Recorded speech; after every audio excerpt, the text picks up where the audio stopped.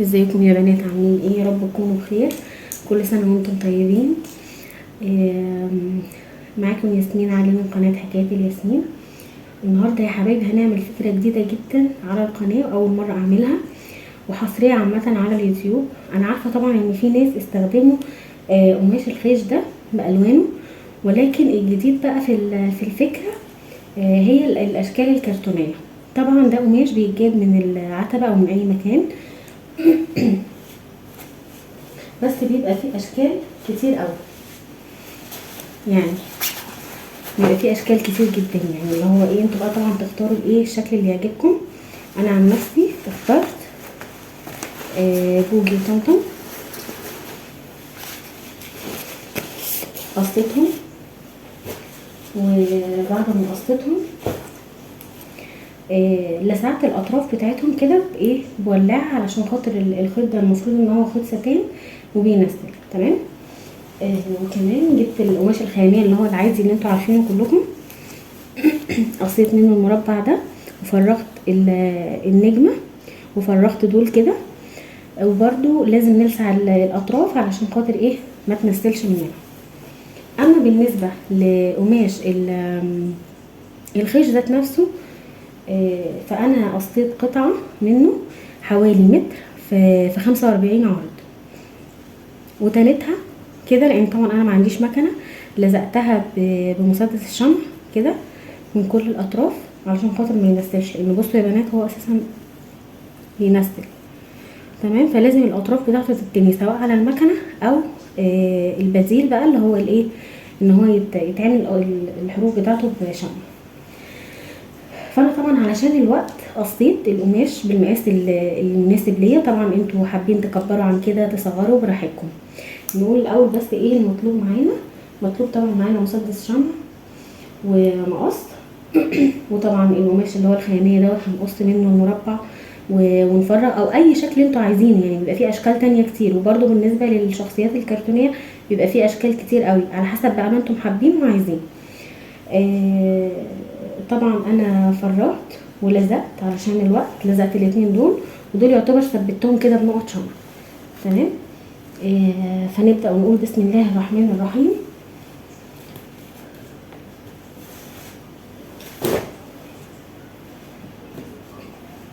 طبعا انا عملت دوت زينته بالاطار ده، ويعتبر لزقت دول بس ما ثبتهمش. هنبدا كده نثبت دول الاول.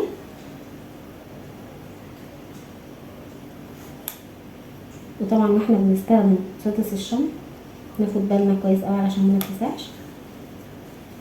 بس اهم حاجه بقى واحنا بنشتغل نعمل ايه، اهم حاجه ان احنا نراعي المقاسات. يعني هنعمله بمقاس معين اللي هو المقاس اللي احنا عايزينه او المناسب مثلا للترابيزه بتاعتنا. دي اول حاجه. تاني حاجه نراعي المسافات. يعني مثلا انا حطيت هنا الطمطم، مثلا صوره طمطم، لازم اراعي المسافه اللي هنا تكون قد المسافه اللي هنا، والمسافه اللي هنا تكون برضو ايه، قد المسافه اللي هنا، وهنا نفس الكلام. وبرده لما هاجي الزق دي اخد بالي كويس قوي من المسافه من هنا ومن هنا، بحيث ان في النهايه يكون الايه الشكل متناسق وجميل. هنكمل كده مع بعض.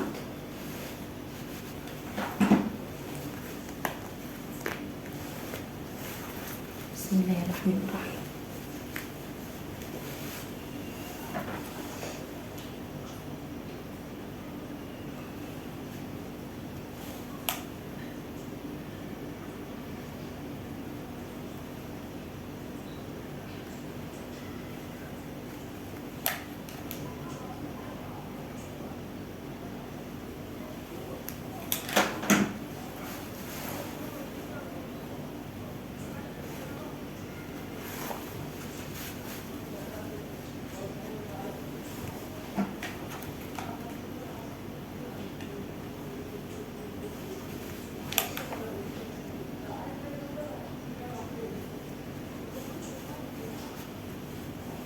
نلزق كده كل الاطراف. طبعا هو يستحسن ان يكون ايه، انه يتعمل على المكنه تمام، بس بما ان انا ما عنديش مكنه فاكيد هستخدم البديل، والبديل طبعا مسدس الشمع.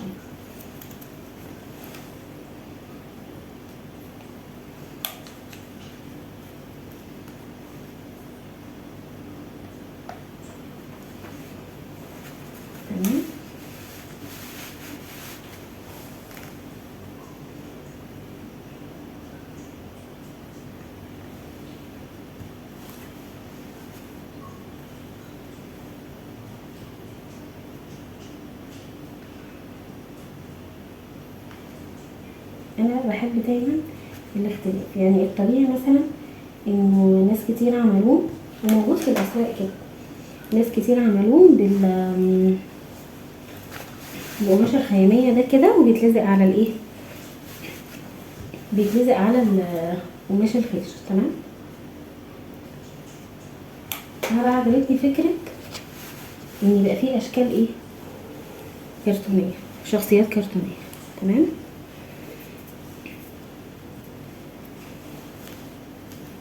طبعا نشيل الزيادات دي من الشمع.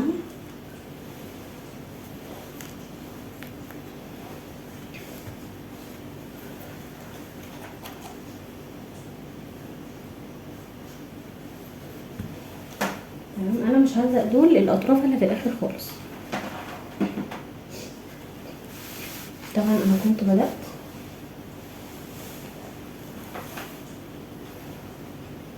كده، ابتديت الزق. نبتدي نحط على الاطراف كده يا بنات. بسم الله الرحمن الرحيم.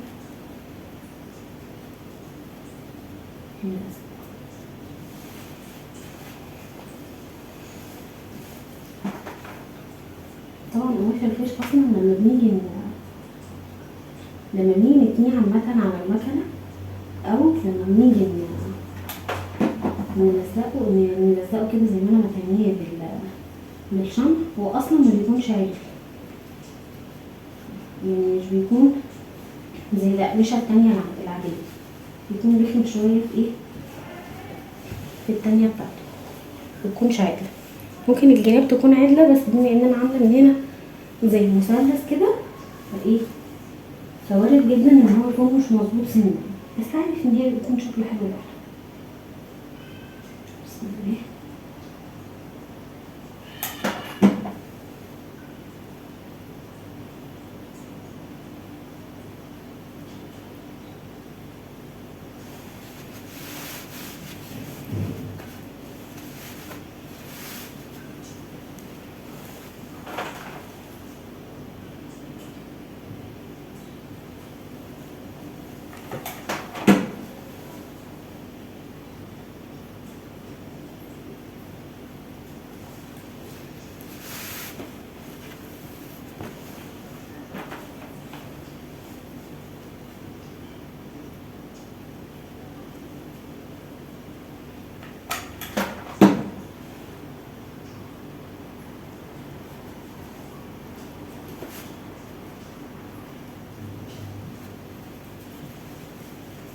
هنكمل بقى كده لف للاخر.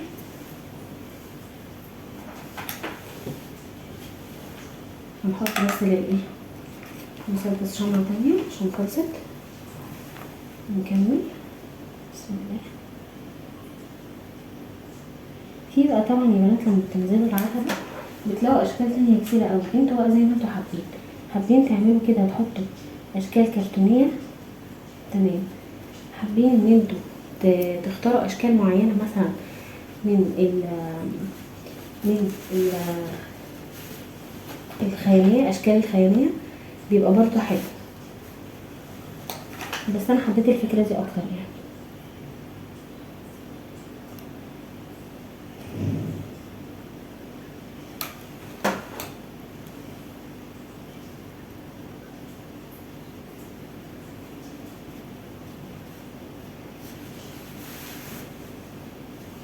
كمل بقى كده. طبعا انا لو كنت عملته من الاول خالص كان اخد وقت كبير جدا، عشان كده انا خلصت شوية فيه الاول قبل ما اصور.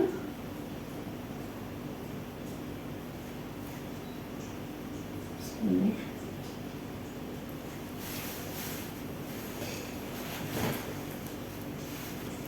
احنا هنشيل الشكل ده.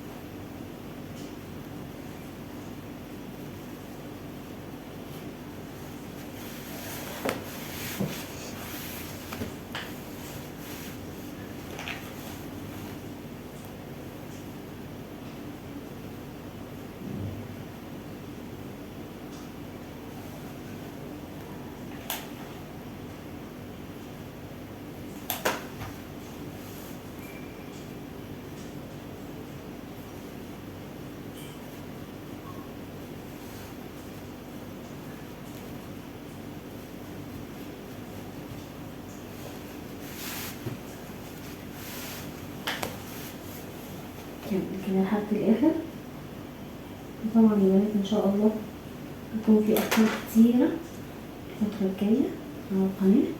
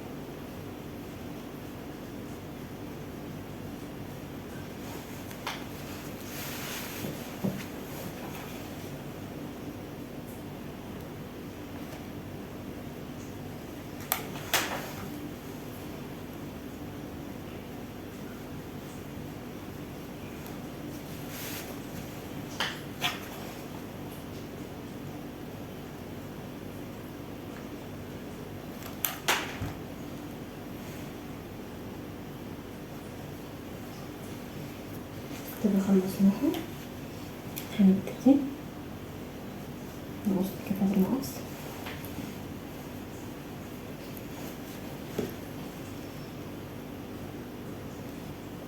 ابتسمنا هنا كده علشان ايه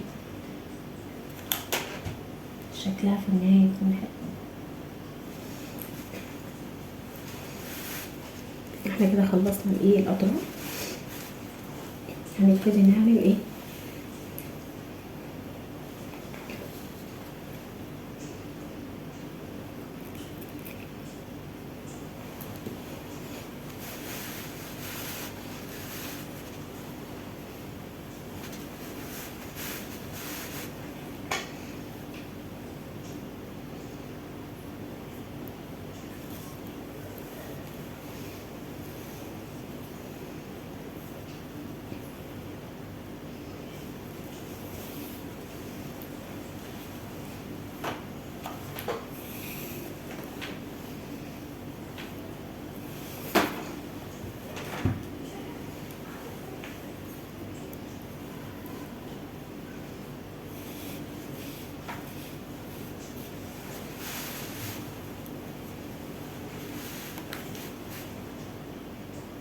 بسم الله.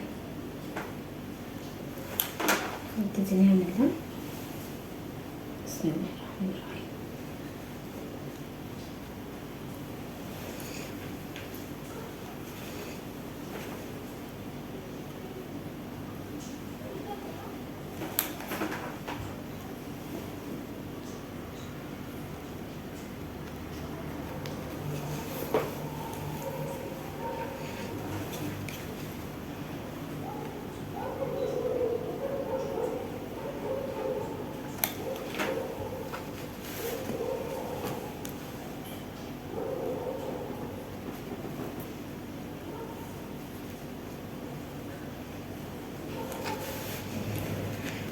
هنكمل. طبعا ناخد بالنا يا بنات عشان ايه ما نتلسعش.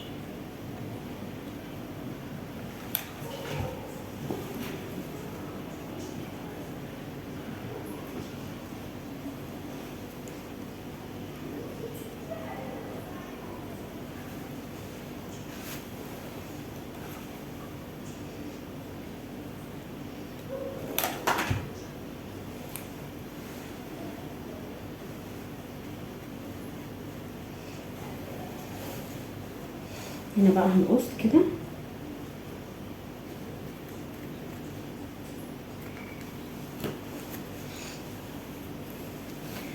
ونقيس الجزء ده كده.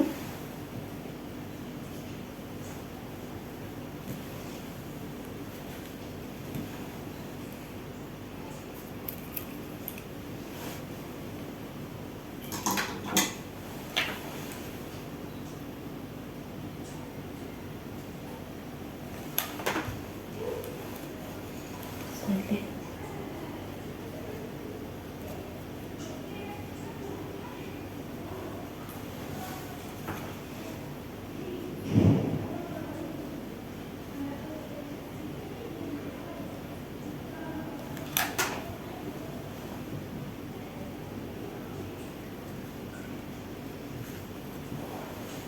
انا جبت من حته زياده كده مش مهم تتقص.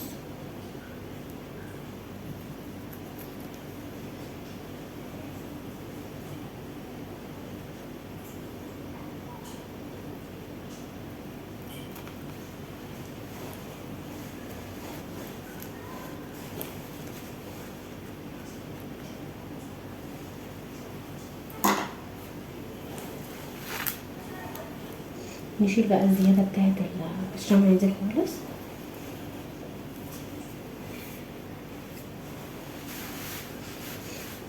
نبتدي نلزق الجزء ده كده هنا.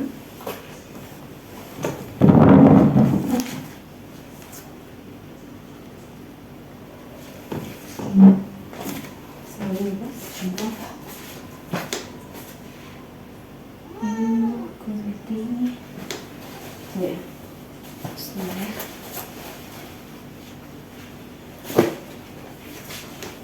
بسم الله الرحمن الرحيم.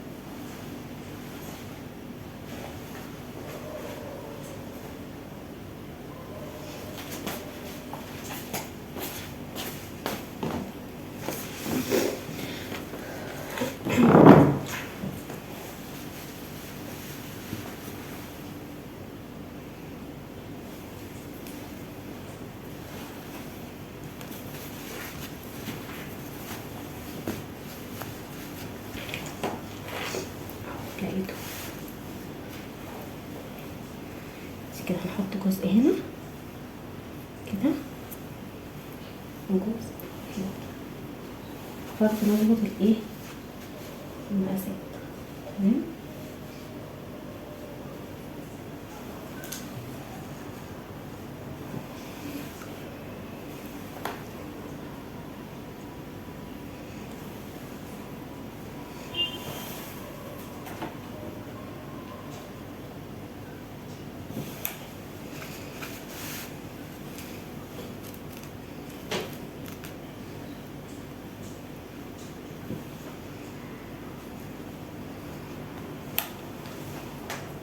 ثبتها بس كده لحد ما ايه نضيف المفرش كله.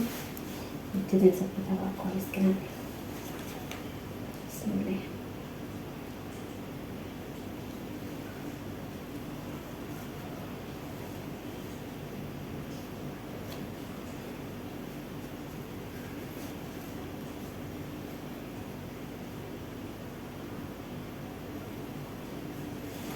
تيجي جزء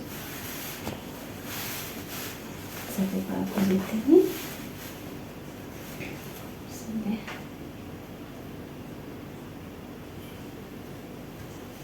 طبعا المفارش دي يا بنات بتتباع بره غالية جدا، ولو جيتي حسبتي التكلفة هتلاقي انه